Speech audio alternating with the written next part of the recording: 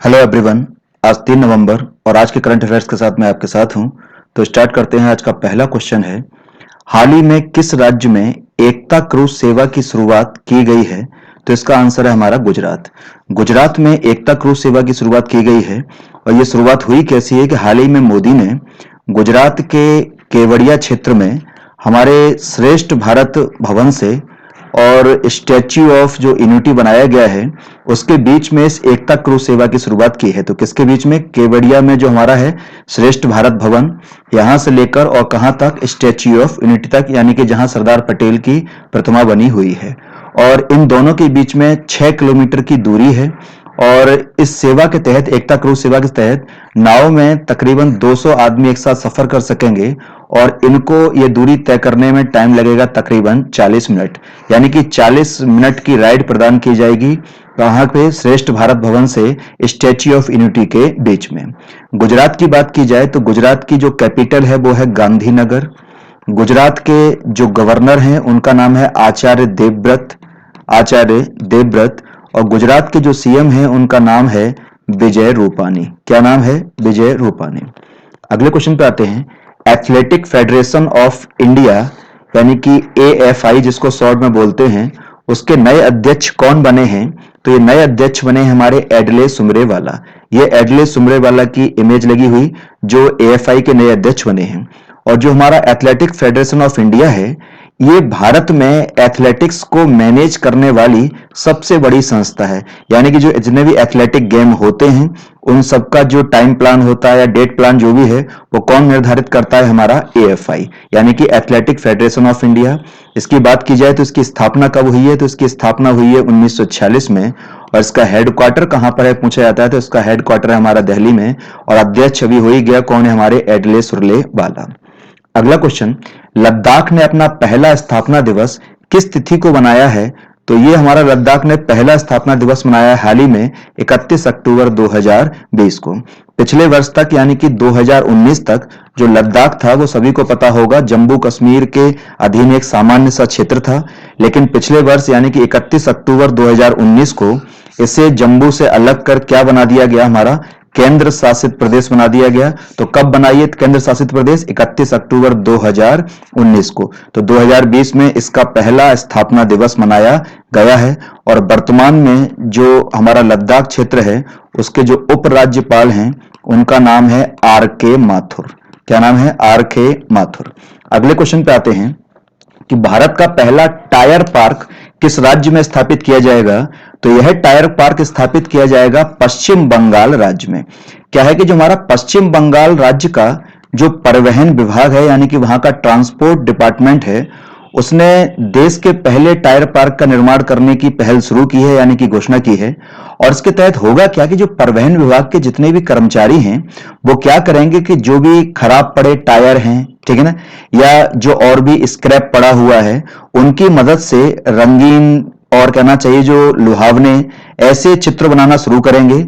और इन चित्रों को जो टायर से बने होंगे, स्क्रैप से बने होंगे, उनको पार्कों में स्थापित किया जाएगा। और जब ऐसे चित्रों को पार्किंग में स्थापित कर दिया जाएगा तो उन्हीं को क्या बोला जाएगा? Tyre park. तो पहला भारत का टायर पार्क कहां स्थापित किया जाएगा? पश्चिम बंगाल। पश्चिम बंगाल की बात की जाए तो यहाँ की राजधानी क्या है? कोलकाता या कलकत्ता। और यहाँ के गवर्नर कौन है?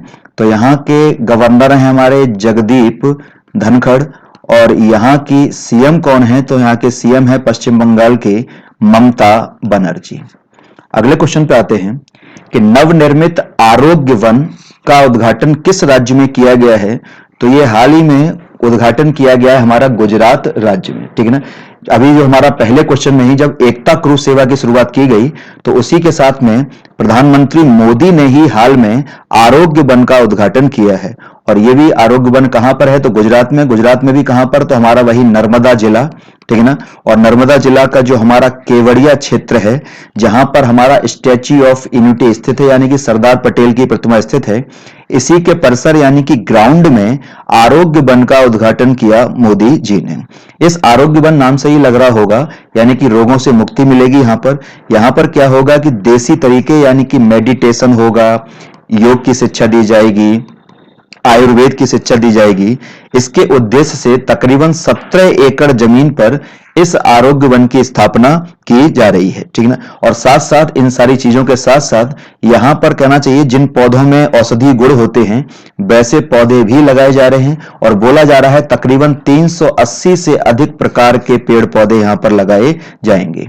गुजरात में आरोग्य वन का उद्घाटन हो रहा है। तो गुजरात की बात की जाए पुनः तो गुजरात की कैपिटल गांधीनगर, ठीक है ना। गुजरात के जो गवर्नर हैं वो आचार्य देवव्रत, और गुजरात के जो सीएम हैं उनका नाम हो गया विजय रूपानी। अगले क्वेश्चन पे आते हैं कि किस आईटी कंपनी ने आईओसीएल के साथ डिजिटल सेवाओं के लिए समझौता किया है। तो इसका आंसर हो गया हमारा आईबीएम, ठीक है ना।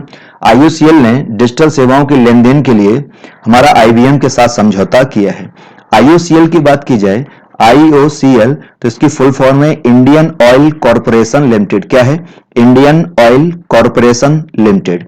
इसकी स्थापना कब की गई थी? तो इसकी स्थापना की गई थी 1959 में। इसका हेडक्वार्टर कहां पर है? तो इसका हेडक्वार्टर है हमारा दिल्ली में। और इसके चेयरमैन पूछा जाए आईओसीएल के चेयरमैन कौन है, तो ये चेयरमैन है इसके श्रीकांत माधव वैद्य। श्रीकांत माधव वैद्य, ठीक है ना।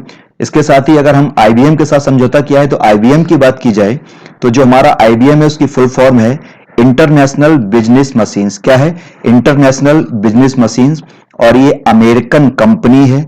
इस कंपनी की स्थापना हुई थी 1911 में। इसके हेडक्वार्टर की बात की जाए कहां पर है, तो अमेरिका के न्यूयॉर्क में है। और वर्तमान में इसके सीईओ भारतीय हैं और उनका नाम है अरविंद कृष्णा। क्या नाम है? अरविंद कृष्णा, ठीक है ना। तो आईओसीएल ने डिजिटल सेवाओं के लेन देन के लिए समझौता किसके साथ किया है? आईबीएम के साथ। अगले क्वेश्चन पे आते हैं। हिस्ट्री लिटरेरी प्राइज 2020 के लिए किस भारतीय मूल की लेखिका की रचना को नामांकित किया गया है? बहुत इंपॉर्टेंट क्वेश्चन। तो ये नामांकित किया गया है हमारा अनीता आनंद को। ये अनीता आनंद की इमेज लगी हुई, ठीक है ना। क्या है कि अनीता आनंद की जो बुक है उस बुक का नाम है the patient assassin. The patient assassin image में भी लगी हुई ये बुक लगी हुई है। इस बुक की रचना अनीता आनंद ने की है। और इस बुक में जो हमारे पंजाब के अमृतसर में 1919 में, ठीक है ना, यानी कि 1919 में जो जलियांवाला बाग हत्याकांड हुआ था उस हत्याकांड का विवरण दिया गया है इस बुक में। किस बुक में? द पेशेंट एसेसन में, ठीक है। तो इसी बुक के लिए इनको कहना चाहिए कि अभी नामांकित किया गया है, अभी ये पुरस्कार दिया नहीं गया है। कई कृतियां इसमें नामांकित हैं। यह पुरस्कार प्रदान किया जाएगा 26 नवंबर को, लेकिन ये बहुत बड़ी प्रबल दावेदार हैं, ठीक है ना। तो किसको नामांकित किया गया है? अनीता आनंद को। और ये पुरस्कार दिया किसके द्वारा जाता है? तो यूनाइटेड किंगडम के द्वारा दिया जाता है।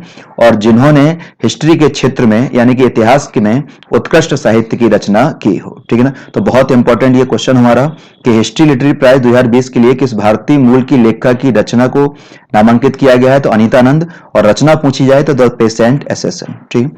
अगला क्वेश्चन, किस महिला पहलवान ने सिंगापुर में मिक्स्ड मार्शल आर्ट चैंपियनशिप का खिताब जीता है? तो ये है हमारी रितु फोगाट। सभी ने नाम सुना होगा।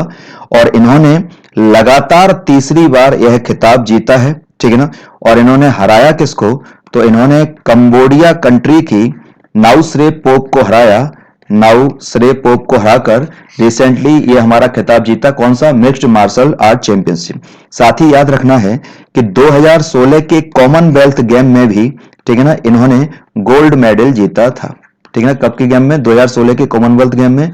और क्या जीता था? गोल्ड मेडल यानी कि स्वर्ण पदक, ठीक है ना। अगले क्वेश्चन पे आते हैं। आरबीआई के अकाउंट एग्रीगेटर फ्रेमवर्क पर लाइव होने वाला पहला बैंक कौन सा है? तो इसका आंसर पहला हुआ हमारा इंडस इंड बैंक, ठीक है ना। जो इंडस इंड बैंक है वो आरबीआई के अकाउंट एग्रीगेटर फ्रेमवर्क पर पहला लाइव होने वाला बैंक है, ठीक है ना। इसका फिर मतलब दूसरी चीज कि इस अकाउंट एग्रीगेटर फ्रेमवर्क का मतलब क्या है? तो अकाउंट एग्रीगेटर जो है वो वेब आधारित ऐसी प्रणाली है जो विभिन्न प्रकार के अकाउंट, विभिन्न प्रकार का मतलब आपका बैंक अकाउंट हो सकता है, आपका इन्वेस्टमेंट अकाउंट हो सकता है, आपका क्रेडिट कार्ड का अकाउंट हो सकता है, इन सभी अकाउंट की सूचनाओं को कलेक्ट करता है यानी कि संग्रहित करता है। तो ऐसा हमारा पहला भारतीय बैंक कौन सा बना है? IndusInd bank. IndusInd bank की बात की जाए तो इसकी स्थापना हुई है 1994 में। इसका हेडक्वार्टर पूछा जाए कहां पर है, तो इसका हेडक्वार्टर है हमारा पुणे में, और इसके जो वर्तमान में सीईओ हैं उनका नाम है हमारा सुमंत कथपालिया, सुमंत कथपालिया, ठीक है ना, ये इसके हैं सीईओ। अगले क्वेश्चन पे आते हैं कि किस संस्था ने ग्रीन इनिशिएटिव के तहत जापान सरकार के साथ एक समझौते पर हस्ताक्षर किए हैं, तो ये हस्ताक्षर किए हमारा एनटीपीसी ने। किसने हस्ताक्षर किए हैं? एनटीपीसी ने। एनटीपीसी ने जापान सरकार के साथ Japan bank for international corporation के ग्रीन इनिशिएटिव प्रोग्राम के तहत समझौते पर हस्ताक्षर किए हैं। और समझ में आ रहा होगा कि क्या है, अगर नाम से लग रहा हो ग्रीन इनिशिएटिव, यानी कि जो ग्लोबल वातावरण है, यानी कि अच्छी हिंदी में बोला जाए तो वैश्विक जो पर्यावरण है उसको सुनिश्चित करने के लिए यह समझौता हुआ है कि पूरे विश्व के पर्यावरण को बढ़ाने की दिशा में कार्य किया जाए। एनटीपीसी की बात की जाए तो एनटीपीसी की फुल फॉर्म हमारा नेशनल थर्मल पावर कॉर्पोरेशन, क्या? नेशनल थर्मल पावर कॉर्पोरेशन, आगे लिमिटेड भी जोड़ दिया जाता है। इसकी स्थापना कब हुई थी? तो इसकी स्थापना हुई थी 1975 में। इसका हेडक्वार्टर कहां पर है? तो इसका हेडक्वार्टर है दिल्ली में। और इसके वर्तमान में एमडी कौन है अगर पूछा जाता है तो ये एमडी है हमारे गुरदीप सिंह। कौन है? गुरदीप सिंह। अगले क्वेश्चन पे आते हैं कि happy Diwali printed face mask किसने लॉन्च किया है? तो ये लॉन्च किया है हमारा केबीआईसी ने, ठीक है ना। पहला हमारा आंसर हुआ केबीआईसी। केबीआईसी है क्या? इसकी फुल फॉर्म क्या है? तो इसकी फुल फॉर्म है हमारी खादी एंड विलेज, समझ रहा होगा, खादी एंड विलेज, ठीक है ना, industries commission, khadi and village industries commission. और इसी को हिंदी में बोल दिया जाता है, इंपॉर्टेंट क्वेश्चन है इसलिए पूरा लिख रहा हूं, खादी एवं ग्रामोद्योग आयोग, ठीक है ना, खादी एवं ग्रामोद्योग आयोग बहुत ज्यादा चर्चा में रिसेंटली। तो khadi and village industries commission English में, या हिंदी में खादी एवं ग्रामोद्योग आयोग, इसी ने जो happy Diwali printed face mask है ये लॉन्च किया है, ठीक है ना। और ये 2 लेयर का फेस मास्क है और ये जो बना हुआ है वो शुद्ध मलमल के कपड़े से बना हुआ है। इसकी जो कीमत रखी गई है एक पीस की वो 75 रुपए रखी गई है। और जो मेन कारीगर है इसको बनाने के लिए इनका योगदान रहा है वो पश्चिम बंगाल के मुख्यतः हमारे कारीगर, ठीक है ना। दूसरा केबीआईसी की बात की जाए तो इसकी स्थापना कब हुई है पूछा जाए 1957 में, ठीक है ना। संसद ने एक कानून बनाया था और उस कानून का नाम था khadi and village industries commission act 1956, यानी कि 1956 में कानून बना था। उसी के आधार पर 1957 में केबीआईसी का गठन किया गया। इसका हेडक्वार्टर पूछा जाए, हेडक्वार्टर कहां पर है? तो बंबई में है। और वर्तमान में इसके चेयरमैन पूछे जाए कौन है, तो वो चेयरमैन है विनय कुमार मल्होत्रा। कौन है? सॉरी, विजय कुमार सक्सेना, ठीक है ना। अगले क्वेश्चन पे आते हैं, साथ ही प्रोजेक्ट, ठीक है ना, साथ ही प्रोजेक्ट जिसके तहत उड़ीसा के स्कूलों का विलय किया जा रहा है वो किसकी पहल है? तो पहले तो हमारा आंसर ये नीति आयोग की पहल है, ठीक। दूसरा साथ ही का क्या है कि इसकी फुल फॉर्म क्या है? तो इसकी फुल फॉर्म है सस्टेनेबल, ठीक है ना, sustainable action for transforming human capital और इन एजुकेशन। समझ रहा होगा पूरा, सस्टेनेबल, ठीक है ना, action for transforming human capital और ई का मतलब इन एजुकेशन। इससे हमारा शब्द बना है साथी। तो ये इसी प्रोजेक्ट के तहत उड़ीसा के स्कूलों का विलय किया जा रहा है। तो पहला ही किसकी पहल है? हमारी नीति आयोग की पहल है। इसमें है क्या कि विलय का मतलब क्या है कि जो मानव पूंजी है यानी कि ह्यूमन कैपिटल है उसको परिवर्तित करने के लिए ये परियोजना चलाई जा रही है, साथी प्रोजेक्ट चलाया जा रहा है। इसमें यह हुआ है कि उड़ीसा सरकार ने तय किया है कि उसके 15 जिलों में तकरीबन 8000 से अधिक स्कूलों में जो नामांकन है वो कुल 20 लोगों का है, यानी कि इतने कम नामांकन वाले स्कूलों का एक दूसरे में विलय कर दिया जाएगा। यही इस साथी प्रोजेक्ट का उद्देश्य है जिससे कि मानव पूंजी की विकास की दिशा में मदद हो। नीति आयोग की बात की जाए तो नीति आयोग की फुल फॉर्म है national institution for transforming India. क्या है? National institution for transforming India. इसकी स्थापना पूछा जाए कब हुई तो 1 जनवरी 2015 को। इसका हेडक्वार्टर कहां पर है? तो इसका हेडक्वार्टर है दिल्ली में, ठीक है ना। इसका चेयरमैन कौन है? ठीक है ना। तो हमेशा नीति आयोग का चेयरमैन होगा प्रधानमंत्री, यानी कि वर्तमान में कौन इसके चेयरमैन हो गए, मोदी। अगर इसके वाइस चेयरमैन पूछे जाए कौन है, तो वाइस चेयरमैन है इसके राजीव कुमार। और इसके अगर सीईओ पूछे जाए कि नीति आयोग के सीईओ कौन है, तो ये सीईओ है अमिताभ कांत। कौन? अमिताभ कांत। अगला उड़ीसा की बात की जाए कि उड़ीसा की चर्चा है, तो उड़ीसा की कैपिटल क्या है, तो उड़ीसा की कैपिटल है भुवनेश्वर। उड़ीसा के गवर्नर कौन है, तो गवर्नर हैं गणेशी लाल। और उड़ीसा के सीएम कौन हैं, तो ये सीएम हैं नवीन पटनायक। कौन? नवीन पटनायक। अगले क्वेश्चन पे आते हैं, निम्न में से कौन सी जनजाति गिरि राष्ट्रीय उद्यान और उसके आसपास निवास करती है, तो इसका आंसर है हमारा मालधारी जनजाति। ठीक है ना। और दूसरा ये भी पूछा जा सकता है कि गिरि राष्ट्रीय उद्यान किस राज्य में है, तुम्हारा आंसर हो गया ये किस राज्य में हो गया, गुजरात राज्य में हो गया। ठीक है ना। दूसरा क्या है, चर्चा में क्यों है, तो हाल ही में क्या हुआ है कि हमारा जो वाइल्ड लाइफ, ठीक है ना, इंस्टीट्यूट ऑफ इंडिया, क्या wild life institute of India WIII, ठीक है ना, और गुजरात का जो वन विभाग है उसने एक बाघ परियोजना का प्रस्ताव पेश किया है। और उस प्रस्ताव के तहत यह बताया गया है कि जो हमारा गिरि राष्ट्रीय उद्यान है उसके आसपास के 1000 स्क्वायर किलोमीटर क्षेत्र में कुछ ऐसा स्थान बनाना है जिसमें मानव का हस्तक्षेप ना हो, यानी कि मानव के दबाव से मुक्त हो, जैसे जिससे कि इन जनजाति इन कहना चाहिए प्राणियों की रक्षा की जा सके। ठीक, इससे क्या होगा कि इसी गिरि के क्षेत्र में और गिरि के आसपास के क्षेत्र में मालधारी जनजाति बड़ी मात्रा में निवास करती है। तो अगर ऐसा क्षेत्र बना दिया जाएगा आसपास के 1000 स्क्वायर किलोमीटर का कि जिसमें मानव का दखल ना हो, तो कहीं ना कहीं मालधारी जनजाति को यहां से विस्थापित होना पड़ेगा, यहां से इनका उन्मूलन होगा। तो इसीलिए बहुत ज्यादा ये चर्चा में चल रहा है। तो पूछा जाए कि गिरि राष्ट्रीय उद्यान के आसपास कौन सी जनजाति निवास करती है, तो हमारा मालधारी जनजाति। और दूसरा भी याद रखना, एक जनजाति और है जिस पर असर पड़ेगा, वो है हमारी सिद्धिया जनजाति। साफ साफ लिख देता हूं, सिद्धिया जनजाति। ठीक है ना। दूसरा, wild life institute of India की बात की जाए तो इसकी स्थापना हुई है 1982 में। ठीक है ना। और ये पर्यावरण और वन मंत्रालय के अधीन कार्य करता है।